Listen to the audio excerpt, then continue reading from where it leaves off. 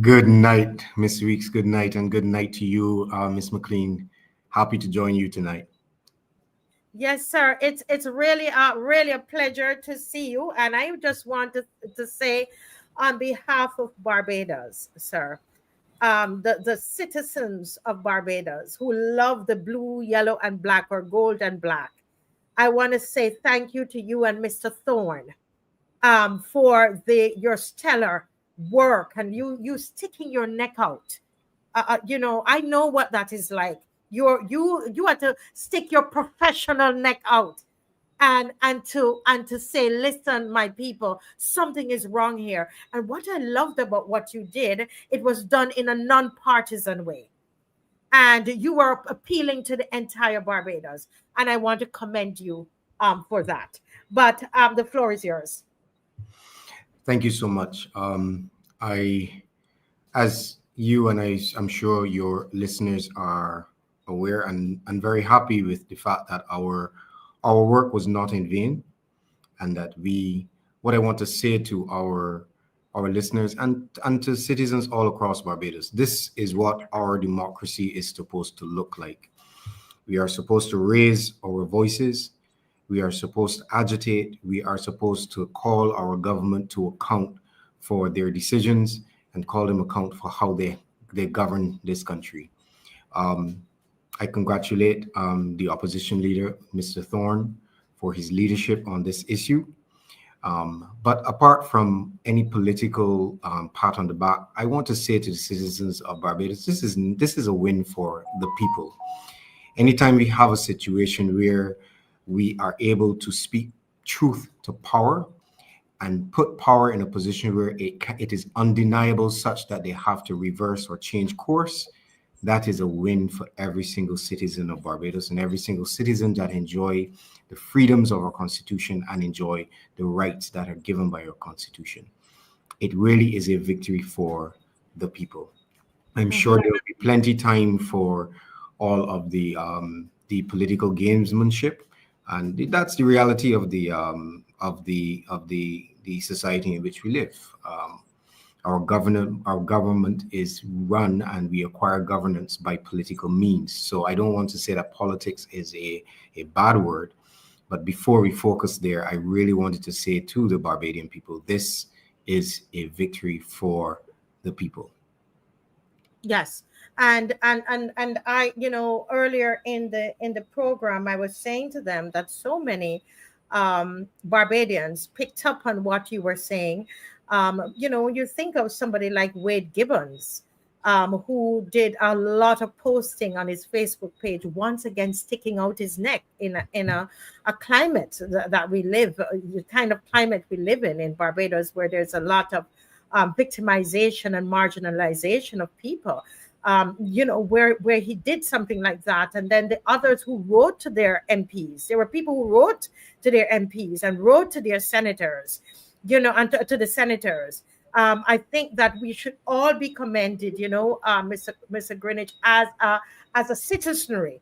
We came together and we did something, and that is, the anthem says, and I wrote that little piece down, pride of nationhood. And I think that this is what it looks like.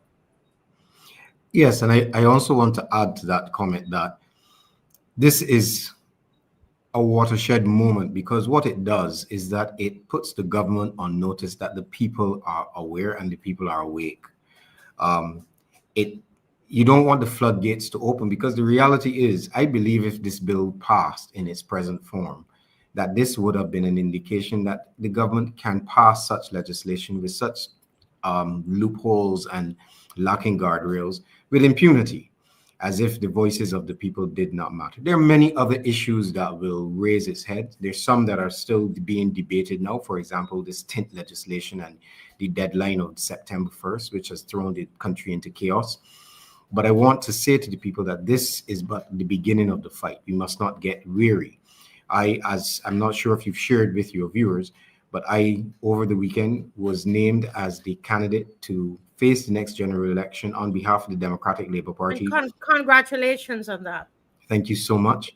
It is with deep humility that I accept that nomination. And I mentioned that to say that Yes, we are in a political environment, but this fight continues. It continues because we have to speak truth to power.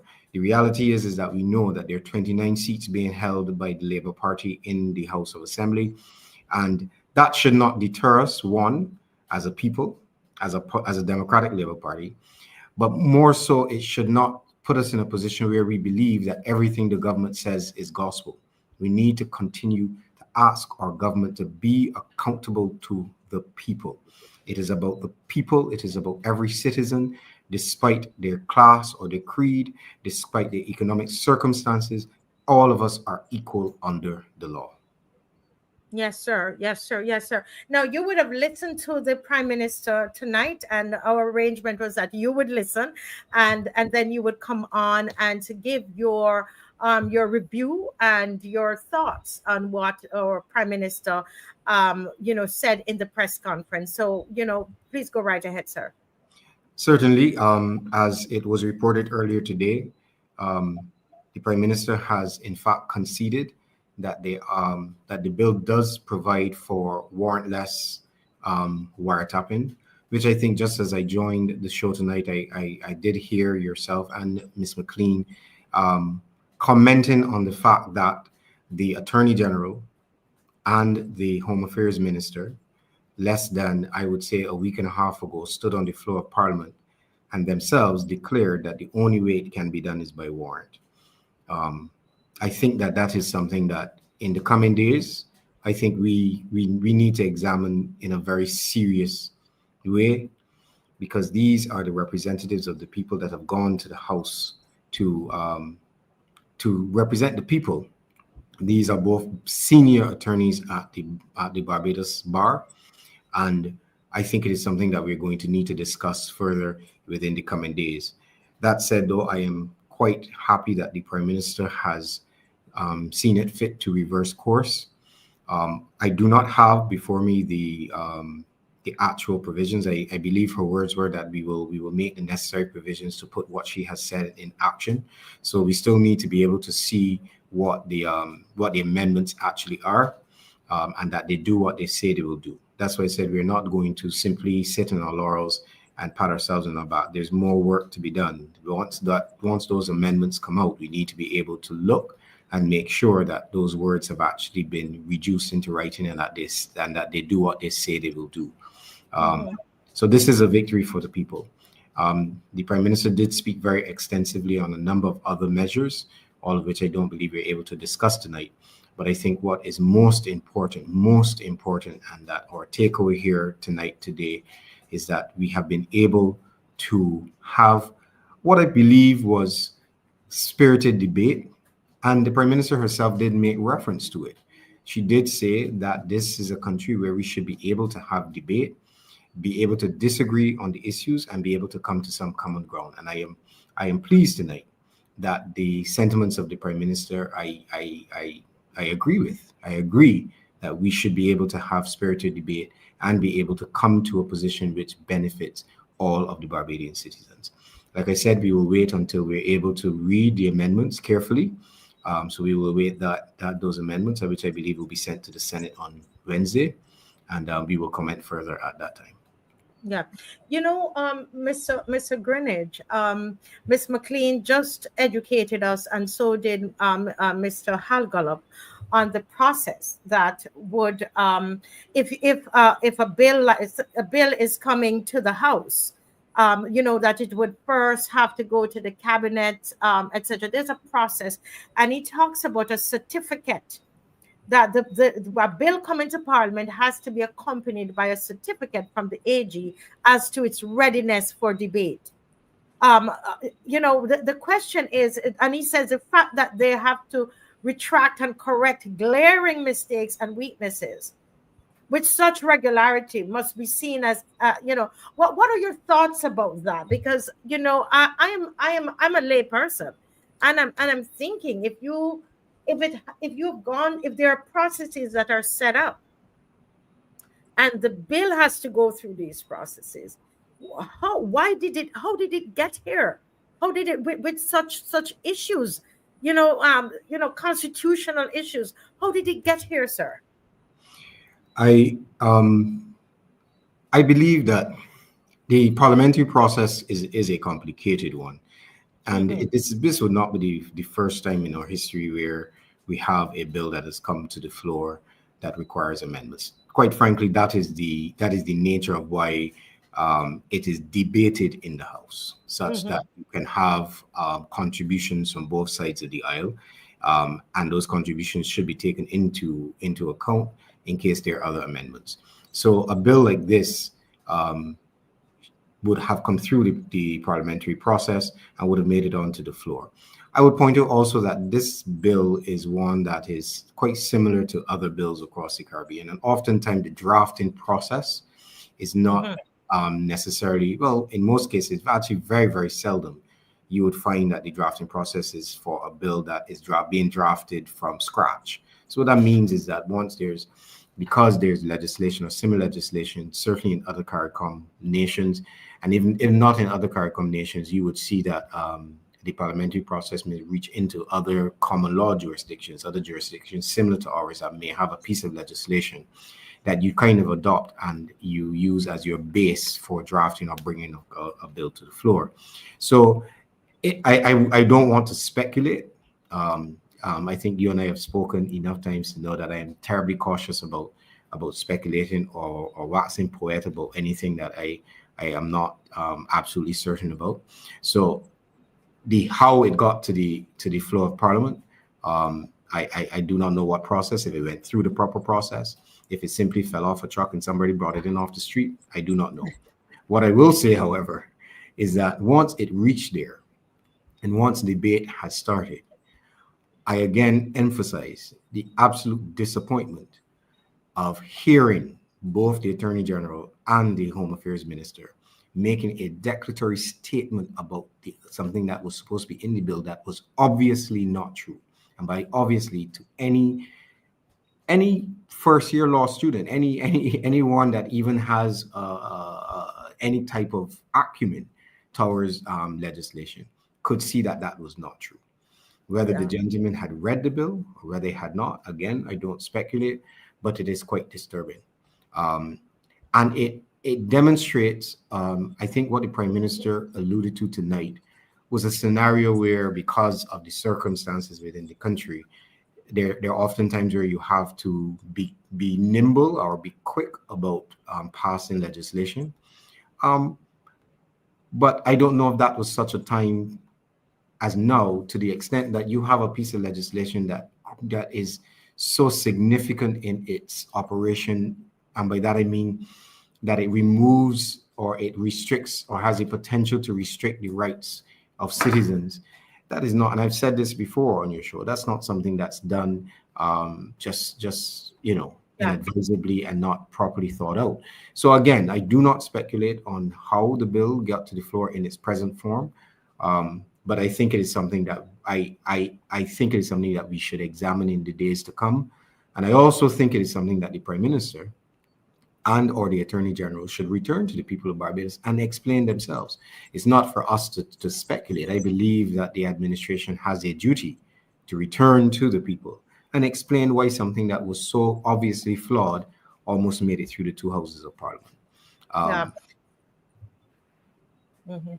I listen to you, sir, and what I am thinking, and I saw somebody made a comment on this.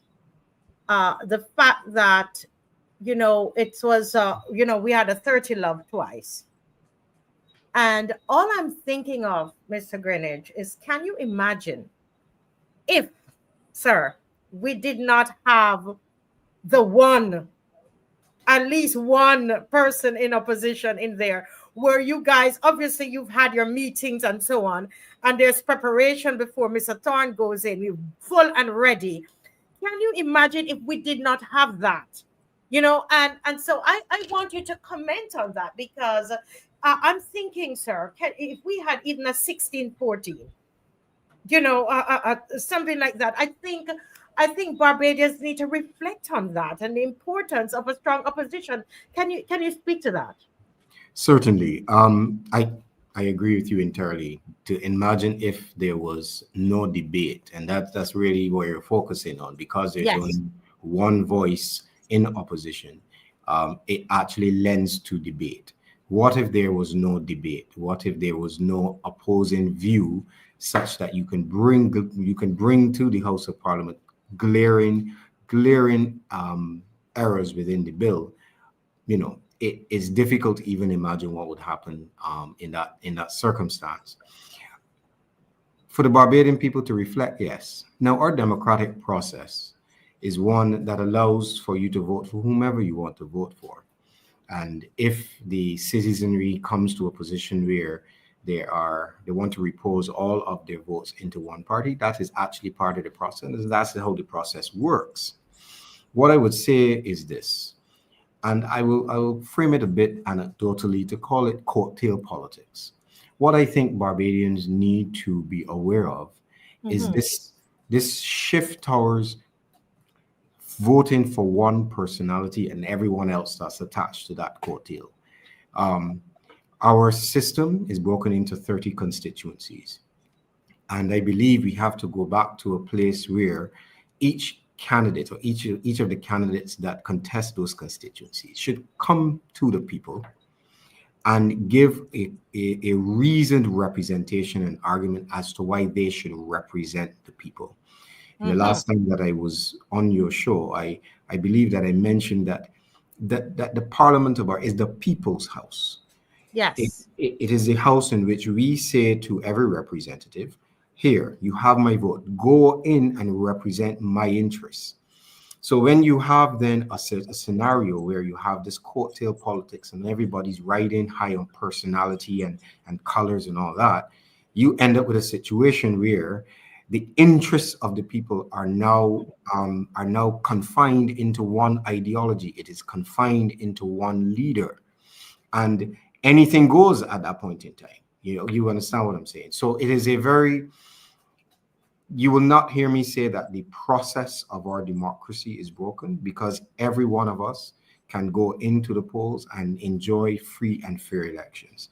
Our elections in Barbados have a rich history of being organized, without any violence, without even the suspicion of irregularity. We have enjoyed that, and we will continue to enjoy that.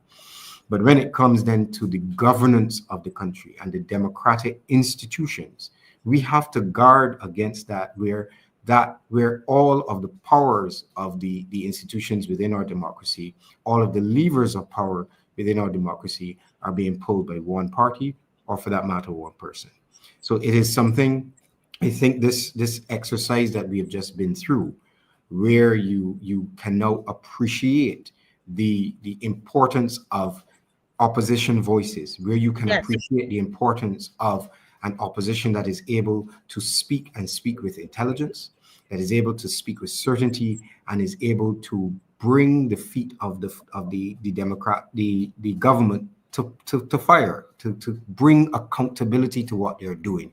I want Barbadian citizens to recognize that that has tremendous value as a representation of the people's rights. It has value for the persons to ensure that their interests are represented in the House of Parliament.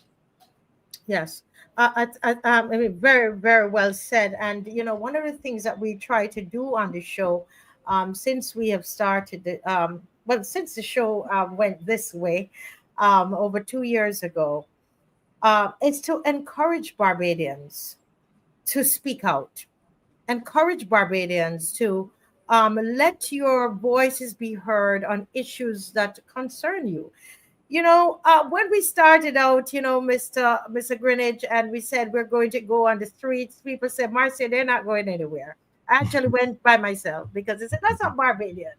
Bajans don't do that. But I think once people are educated on a particular issue, like what you did and what Mr. Thorne did, I think people they begin to understand, because Barbadians, they're intellectual people, very educated people. They've got to understand the issues. And I think that is what you've done. And I want you to speak to the people, how important it is that their voice remains strong. We heard the prime minister. Well, I didn't hear. It was reported to me that she was kind of speaking in a disparaging way about people marching up and down and bashing the country and so on. As someone, a son of the soil, you hear something like that. You understand the Constitution of Barbados. You sing the anthem. You say the pledge. What do you say to your countrymen this evening concerning those two comments? Forgive me, I'm going to answer your question, but there was a comment from one of your viewers that came across the screen that I wanted to Yeah. ensure I don't let stand. The person disagreed with me when I said that the elections are fair. There we go. And I wanted to comment on that. I have spent the last 5 years sitting on the Electoral and Boundaries Commission as one of the commissioners appointed by the opposition leader in 2020. So I've spent the last 5 years sitting on the Electoral and Boundaries Commission. I have also traveled the Caribbean in 4 separate occasions as part of CARICOM delegation to observe elections across the Caribbean. So when I speak, again, I do not simply speak about it as if I do not know. I want to say to the viewer that made the comment and to all of your viewers, our elections and the conduct of those elections are free and fair. And I'm speaking from a position of having sat within the seat of a commissioner of the Electoral Boundaries Commission and have walked the process for 5 years. I don't want us to allow our debate to descend into suspicion and casting doubt on our process. I want to offer my expertise to your viewers to say our elections are indeed conducted in a free and fair manner.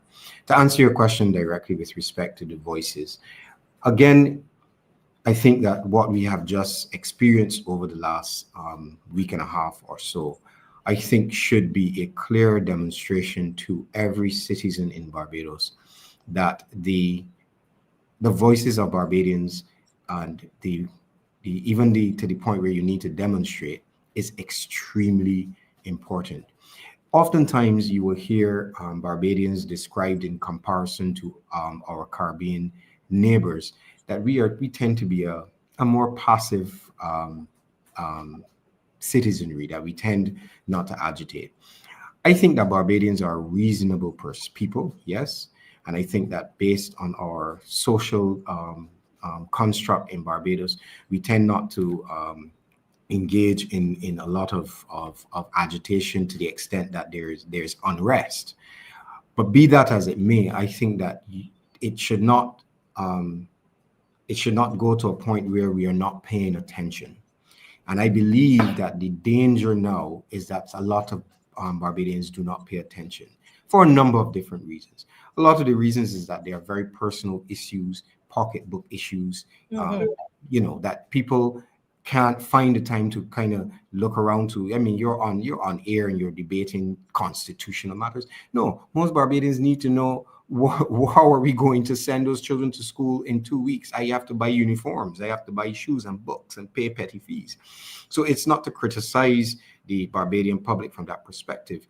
There are real issues that face individuals. So from that perspective, then it is incumbent upon your elected officials, incumbent upon activists such as Ms. Weeks, long-standing public officials like Ms. McLean, who has served in the Senate, has served Barbados for a number of years, to lend their voices and to lend our support to where the citizens may not be able to do so. And that's why I pointed out that the representation in the parliament is so important. So to round up that, to say then, is that when you examine, we are going to enter a season shortly where literally at any time you can have an election. The election is constitutionally due in February of 2027. So between now and 2027, there will be times when the fever of politics will increase. Examine the candidates that are before you, not just because of a color they're wearing, but examine them and ask yourself, can that candidate represent my interests in the House of Parliament? So that when I am paying attention to my pocketbook issues, I can be assured that that candidate, that representative will have my interests at heart. And I think that's would be my admonition to the voting public. And I'm going to get to my hope Miss McLean has a question for Mr. Greenridge, but I see Adrian Hines has and you touched on it a while ago, and I want to put that back on the screen.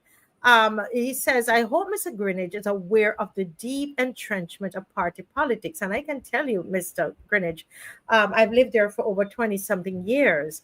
And, everything you say, they feel that you're saying it because you're behind a color.